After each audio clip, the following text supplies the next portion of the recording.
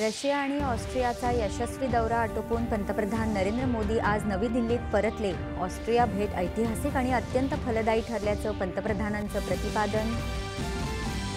आगामी केंद्रीय अर्थसंकल्पाच्या पार्श्वभूमीवर पंतप्रधान नरेंद्र मोदी आज नवी दिल्लीत नामवंत अर्थतज्ञांशी साधणार संवाद। बिमस्टेक देशांच्या परराष्ट्र मंत्र्यांची दुसरी परिषद आजपासून नवी दिल्लीत। परराष्ट्र व्यवहार मंत्री डॉक्टर एस जयशंकर भूषवणार यजमानपद। उपराष्ट्रपती जगदीप धनखड आजपासून 2 दिवसांच्या महाराष्ट्र दौऱ्यावर। विधिमंडळाच्या संयुक्त सभागृहाला करणार संबोधित।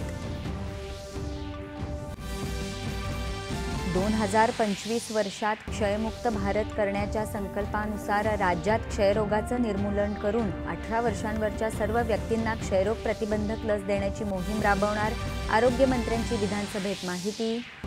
मुंबईत इंदू मिलच्या परिसरात बाबासाहेबांचं स्मारक कमीत कमी वेळात पूर्ण करण्यासाठी राज्य सरकार कार्यरत असल्याची उपमुख्यमंत्री देवेंद्र फडणवीस यांची विधान परिषदेत ग्वाही। पुणे पोलिसांनी कार अपघात प्रकरणी कोणाच्याही दबावाखाली न येता कठोर तसंच संवेदनशीलपणे कारवाई केल्याची गृहमंत्री देवेंद्र फडणवीस यांची माहिती। मुंबई किनारी मार्गाच्या उत्तर मार्गिकेवरील हजी अली ते वरळी मार्गाचा टप्पा आजपासून नागरिकांसाठी खुला।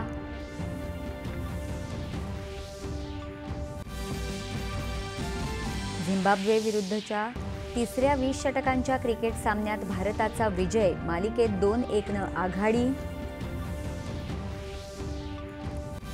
आणि युरो फुटबॉल अजिंक्यपद स्पर्धेत नेदरलँडला नमवून इंग्लंड अंतिम फेरीत दाखल। येत्या रविवारी स्पेन आणि इंग्लंड यांच्यात अजिंक्यपदासाठी लढत।